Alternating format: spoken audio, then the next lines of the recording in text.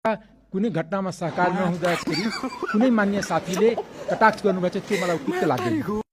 राष्ट्रवादी र विदेशी आयातित व्यवस्था मान्ने विदेशी किता स्वदेशी किता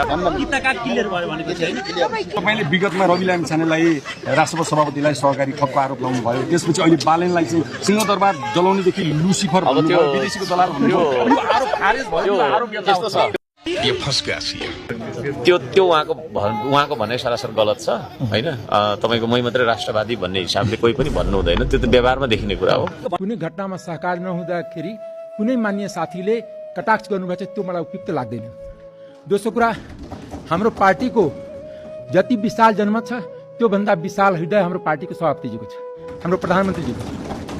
किनकि त्यो हामी सम्पूर्ण पार्टीको साथीलाई बडा विनम्रतापूर्वक आग्रह गर्न चाहन्छु कि हामी हरेक पार्टीसँग यो जस्ट सुरुवात थियो, सहकारको सुरुवात थियो, अन्तिम थिएन।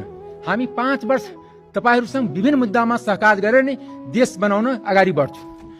हाम्रा प्रधानमन्त्री, हाम्रा आदरणीय सभापतिजी सबै त्यो विचार गरेर हाम्रो क्याबिनेटमा पनि त्यही तरहको प्रतिनिधित्व छ र संसदमा पनि त्यस्तै प्रतिनिधित्व हामी देखाउन खोजेको। हामी कुनै दलप्रति आग्रह पूर्वाग्रह राखेको छैन।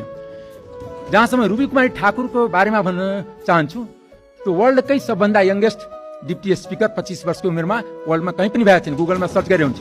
कारणले हाम्रो प्रधानमन्त्री पनि युवा नै हुँ, किनकि 35-36 वर्षको मान्छेलाई बुढो भन्न मिल्दैन, युवा हुनुहुन्छ।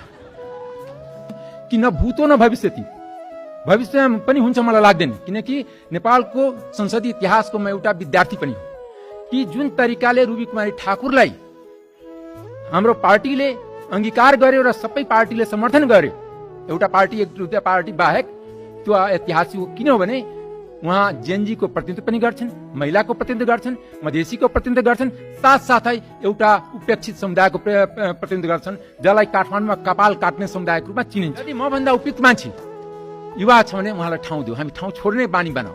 यो होइन कि एउटा खुट्टा हाजीघाटमा अर्को खुट्टा संसदमा र क्याबिनेटमा जुन प्रवृत्ति छ त्यसलाई हामी अन्त गरौँ।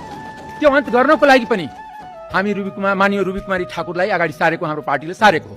किनकि हामी परिवर्तनको एहसास बोलीले होइन कामले देखाउन चाहन्छौँ। हामी कुनै वादमा नजाउँ, हामी नेपालवादमा विश्वास गरौँ। हामी नेपाली हो, नेपालको विकास गर्छौँ, नेपाललाई नेपालीपनको रूपमा हामी विश्वलाई चिनाउँछौँ।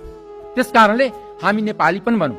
हामी वादमा फसेर नै हाम्रो देश दुःख पाएको, हाम्रो नेपाली जनता दाजुभाइ दिदीबहिनीले दुःख पाएको। किनकि हामी वादमा फसेर हामी कहिले जनयुद्धमा फस्ने, कहिले मधेस आन्दोलनमा फस्ने, कहिले थलवट आन्दोलनमा फस्ने, विभिन्न जातमा देश निर्माण कहिले गर्ने।